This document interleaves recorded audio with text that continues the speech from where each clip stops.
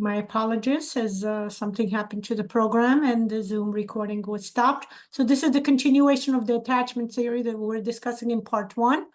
I want to finish up this idea before we go to the next slide, that our goal here, what we are discussing here, is not just figuring out what makes an attachment, which is what John Bowlby was preoccupied with during his research, his lifelong research, but also figuring out what determines a successful attachment, okay?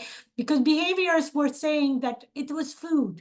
It's just reliance on pure biological factor the children wanted to be fed is what led to the attachment, to their attachment to the mother.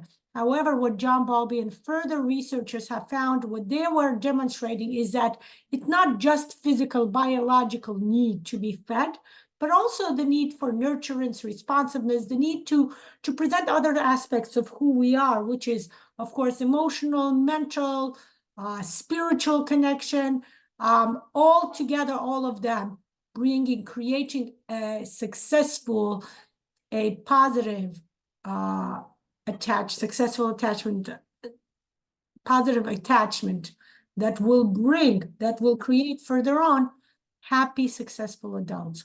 Let's go further. Let's continue talking about an important figure. I do want to know this is a female psychologist, as we don't have so many female psychologists in the beginning of the psychology field, so it's very important it's noteworthy to note Marie Ainsworth, which she was actually a disciple of John Bowlby. Okay, she worked with John Bowlby in England, and that's where she began her research of maternal infant attachments.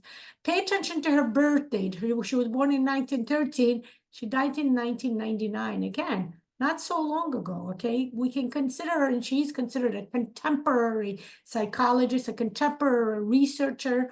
Okay, very important to understand that, very important to note that. She worked with, her research is called Strange Situation. It's a study that showed where she worked about child attachment, maternal, infant attachment, okay? She researched children between the ages of 12 to 18 months. Again, notice 12 months. They didn't go earlier than 12 months, again. Didn't believe there was a need. Nowadays, we know that attachment starts even earlier than 12 months, okay? The theories, the research needs to be done much, much younger than that.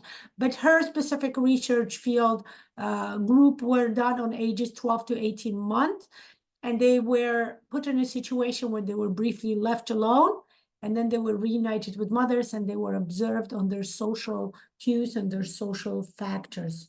Okay, it's very interesting to note that. Okay, based on her research, Mary Ainsworth brought out 3 major styles of attachment.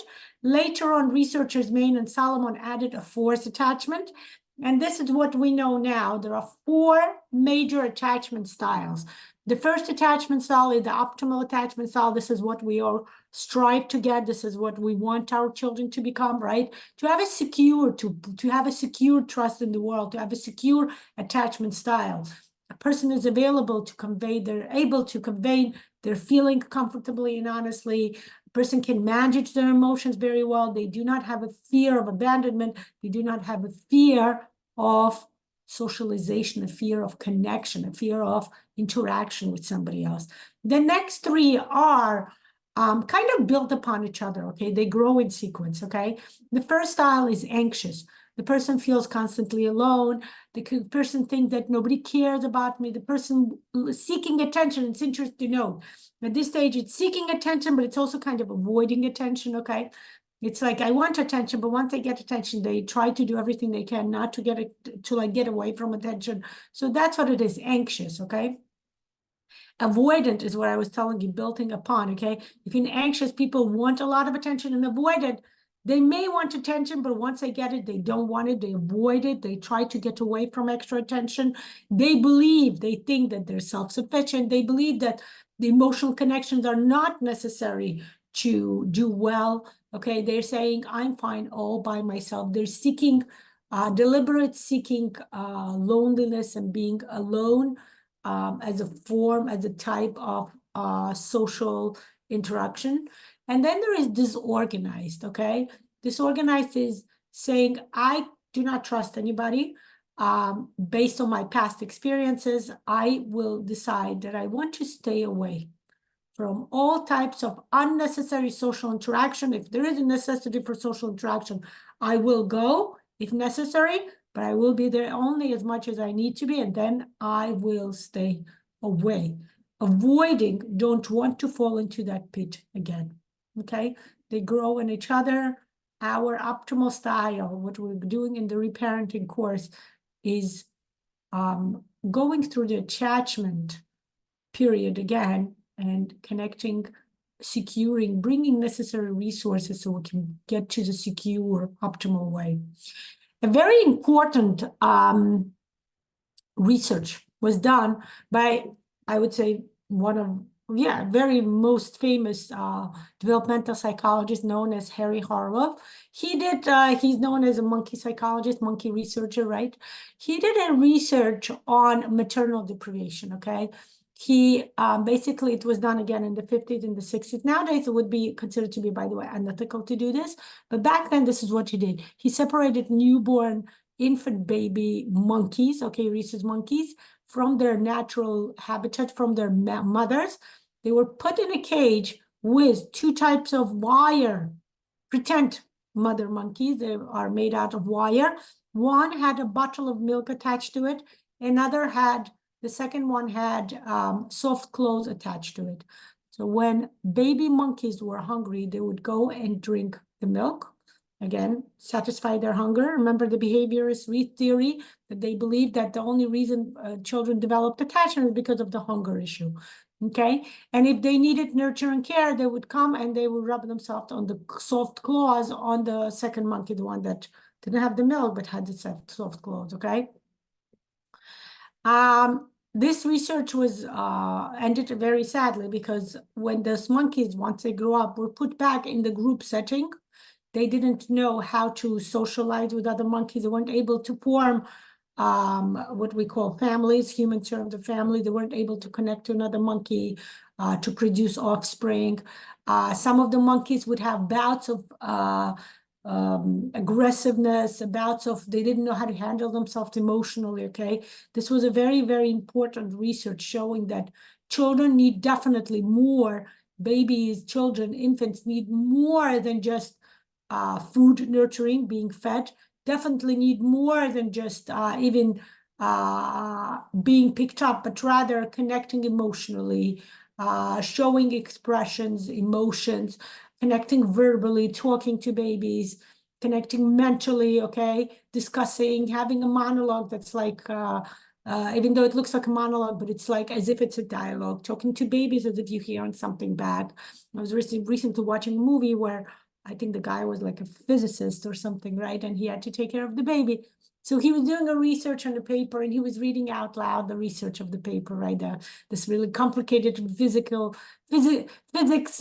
research paper. It doesn't matter, by the way, what you're saying to your children. It's important, of course, if you want, you can have meaningful conversations. I remember reading to my kids all the fairy tales that I found, to be appropriate, of course. Rhymes, very important. It develops. I did a lot of studies on language. I am not officially a speech language pathologist, but my times while I was in early education, I did a lot of research on the importance of language, of verbal. Children will learn how to speak when they hear other people speaking. So it's very important for children to verbally be hearing verbally conversations, talking, speeches. And even I remember when I was alone with the baby, I would read out loud books, stories, again, even though it seems like a monologue because the baby doesn't answer back, you pretend it's a dialogue. You pretend as if you are hearing back from your child. Okay, it's very, very important to pay attention to that, to be aware of this interesting situations. So this, you can Google more on this work. This was a very significant work, monkey research, importance to seek mothers to form attachment, not just for comfort and food or security, but also for emotional bonding and mental, and of course, spiritual bonding, okay? So researchers Rudolf Schaefer and Peg Emerson in their research have identified 4 stages of attachment, okay?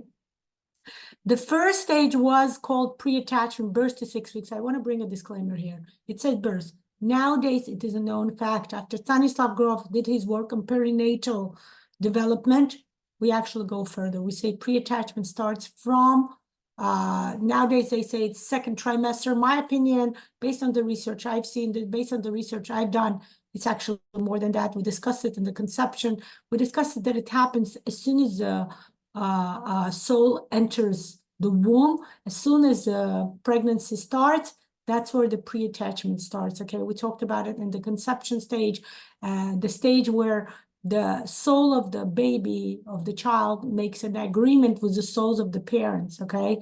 And that's where the attachment occurs, actually. So that's important to note, okay?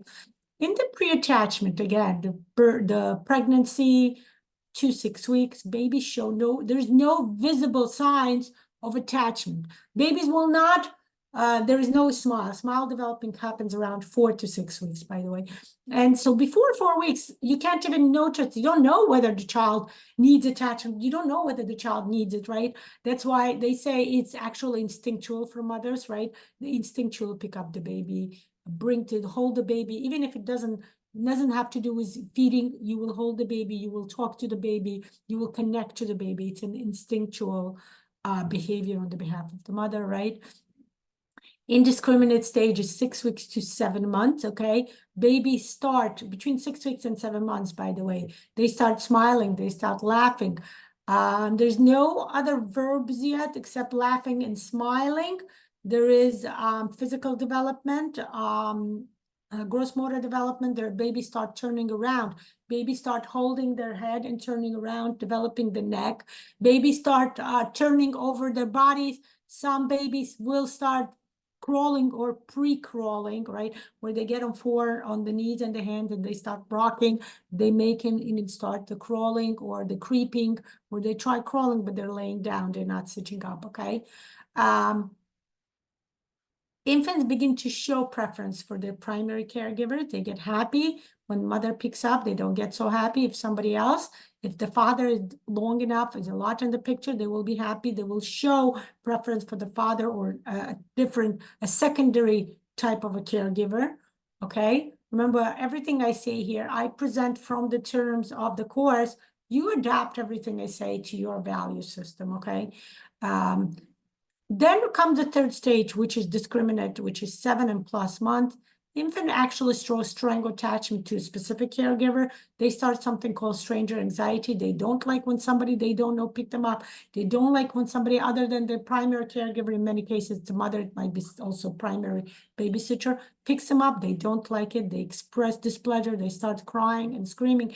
And the opposite, they start squealing and laughing and smiling and cooing. 7+ months developing verbal babbling, cooing, and a lot of it again happens more with people they know, with their primary caregiver. They start showing preference, okay? And of course, multiple starts 10+ month, okay? Growing bonds with our caregivers, siblings, grandparents, babysitters, other adults present in life, okay? Very interesting to note this, okay? Again, note that the dates, the ages are not like very rigid, okay? This may not mean necessarily 10 months. A lot of babies develop this at 12 months, okay?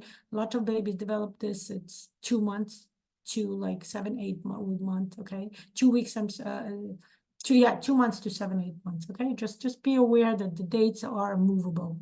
They're generalized.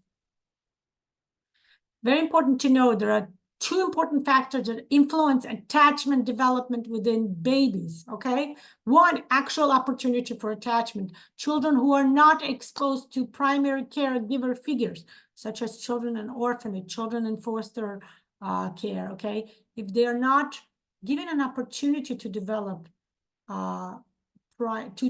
choose a figure for a primary caregiver, they will have a hard time later on. They may fail basically to develop the sense of trust to later needed to form attachment, and later that will come into difficulty forming relationships with others, okay? Quality caregiver, important to note. When caregivers respond quickly and consistently, children learn that they can depend on the people who are responsible for the care. So like we talked before, not just picking up the baby to feed, not just picking up the baby so the baby doesn't get hurt, security, okay? But also cuddling baby, talking to the baby, handling babies, carrying babies, okay? When I had my first child in 2002, when she was born, I would carry her all the time. And people who were older, right? They would be like, oh, no, don't do this. This is wrong. The baby can get overly attached to you. That's not good for the baby. They won't be able to soothe themselves. And later on nowadays, those were people, by the way, who had babies in the 60s and the 70s, the infamous Dr. Benjamin Spoke, who never had children of his own, and who created this very rigid type of parenting style where children could be picked up only every 3 hours to be fed. Children should not be picked up for soothing. Children should not be picked up for care. Children should be picked up only to be changed diapers. Thank God that wasn't any time framed, okay? But nowadays, researchers show it's the opposite. Children should be picked up as much as possible, given skin to skin, holding in their hands, okay? Primary caregiver preferable, other caregivers as well, okay? It's better for children to be called by somebody than not to be held at all. Should be talked to, laughed to, having a conversation to. Again, carrying children, even if you don't talk, just caring, just feeling this connection, emotional connection, physical connection, okay?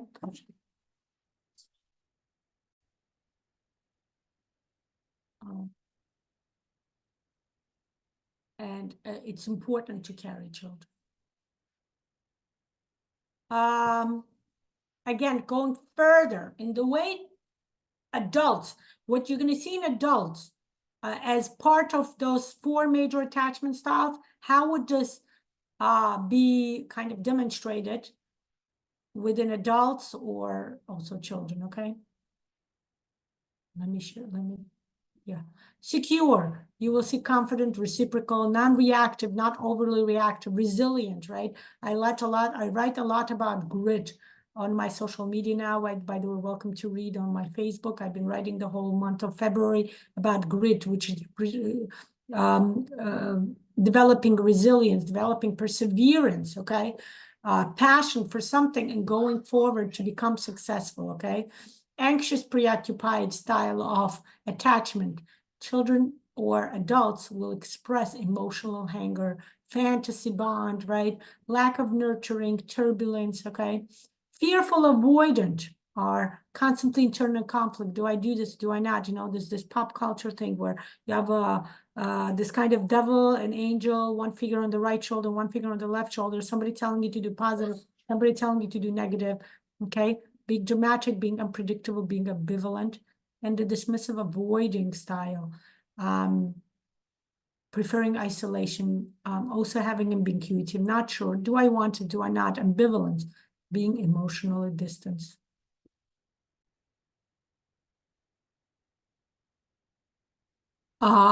Again, let's continue discussing the impact of early attachment. Why is it important for us to know this? Because those who develop optimal, secure attachment style grow up to have a stronger self-esteem, a better self-reliance, have more resources, tend to be more independent, performing academically, not just social relationship for building like we discussed, but also academic performance is better in school because children and adults have more reliance, more beliefs in themselves. Self-value is increased, okay? Experiencing less depression and anxiety, okay? Children with insecure attachment may avoid people, show anger, fear, anxiety, don't know how to handle themselves emotionally, exaggerate distress, okay? Refuse to engage with others, okay?